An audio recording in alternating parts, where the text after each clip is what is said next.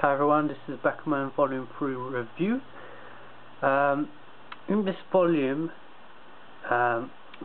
Takeshi and Mashiro are expanding their idea of doing a battle manga for a one-shot and hoping that this will get serialized.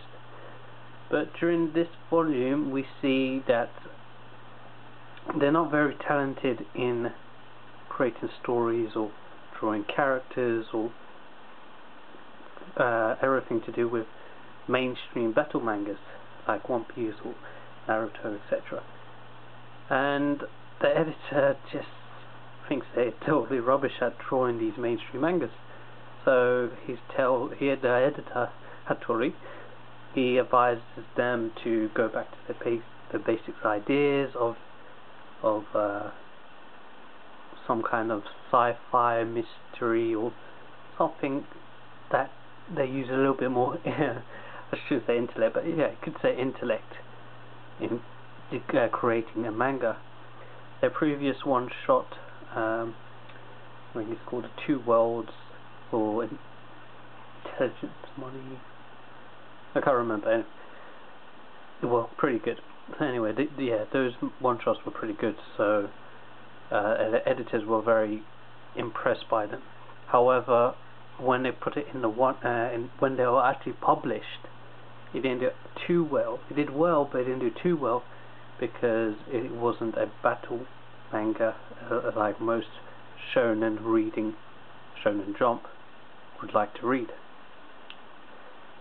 So anyway, so they had to go back to the drawing board, trying to come up with ideas, and this resulted them having to how should I say this? Taking a break from one another. They're not in that kind of relationship, but they're taking a break. Takeshi tries to come up with ideas for a great storyline to do a one-shot, and Mashiro can't do anything but wait. So what he decides to do is become an assistant of Eiji Nezuma, which is this guy on the front cover. But before they actually take a break, they actually meet Nezuma at the Jump office because I think the manga was called Yellow Flash. Yellow Flash, I think, was the one that got greenlit to be serialized by Eiji Nezuma. However, when his editor went to collect the chapter, he found out that he didn't draw Yellow Flash. Sorry, I might be wrong if it's called something else. So it might be called something else. He had actually drawn another manga that he created called Crow. But they had to go to the editor, the chief editor, to see what could be done. And as Nezuma was at the office, he met Takeshi and Mashiro. By then they had a pen name, Muto Ashirogi. That's it, Muto Ashirogi. And so Eiji Nezuma, we find out that he's actually a fan. He thinks that their story is incredible, and he would never come up with a story like that. Of course, the two duo, they're kind of shocked because they see Nezuma as a rival, because he's about their age and he's doing much better than them, etc. So they're actually really surprised, and they see how talented Nezuma is, and this fuels their ambition to try and beat Nezuma. And Eiji Nezuma sees this, and he looks at Mashiro's eyes and says, Mashiro's eyes is like a main character from a manga, his eyes are fierce or something like that. And he thinks that Mashiro and Takeshi would be his best rivals in the shonen business, in this manga business. And yeah, so later on, like I said, Mashiro and Taki break up. Not break up. Take a break, like I said earlier, take a break, and they try and come up with ideas and trying to expand their knowledge of manga. During this period, Takagi is trying to come up with better storylines, better ideas, and he spends most of his time with his girlfriend, Miyoshi. And because of that, Mashiro thinks that he's avoiding trying to come up with work, ideas for storylines, and etc. And Mashiro thinks that I can't work with this guy anymore. So he tells his editor saying that we can't work together anymore. He's not doing his work and he's not coming up with ideas. So I'm going to go and do this alone. But obviously Takagi is trying to come up with ideas.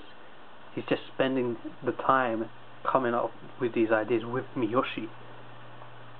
Mashiro, on the other hand, is, like I said, an assistant for Eiji Nizuma, as you see on front cover of Volume 3, and he's trying to learn more stuff, how Eiji Nizuma comes up with his ideas, and how he draws storyboards, etc.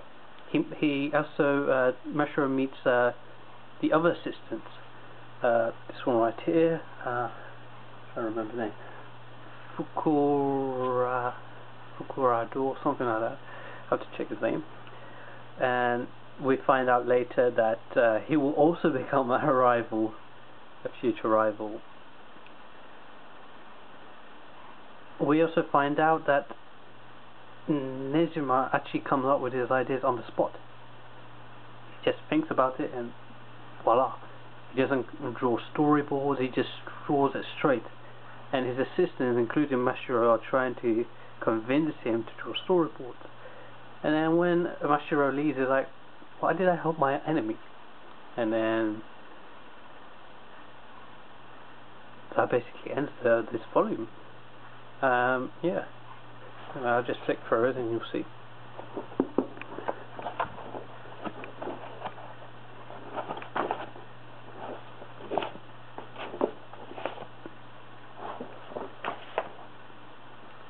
See here, Mashiro is saying, I want to do a mainstream manga. So he's just really wants to get serialized and get an anime as soon as possible to make his dream, as well as the girl he has a crush on, Miho's dream or promise. How should I say this?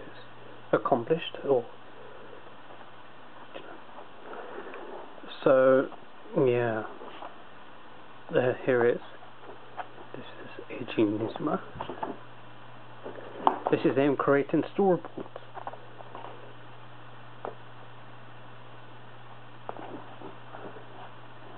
This was an odd occasion where he created a storyboard because the editor told him to on the spot. And he only took 30 minutes or so to create storyboards for a few chapters, really.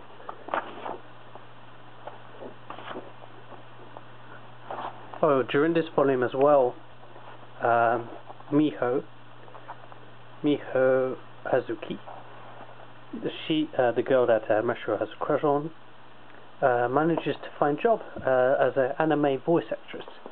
So she's pursuing her own dream.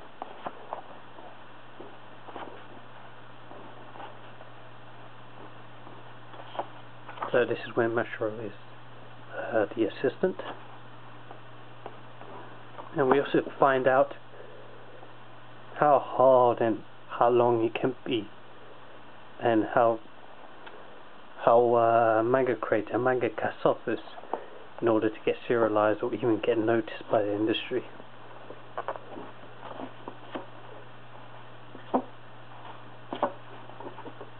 Oh yes, towards the end, this is after they decided to call quits. Well, just before decided to call quits and break up, or take a break, like I said. No, sorry.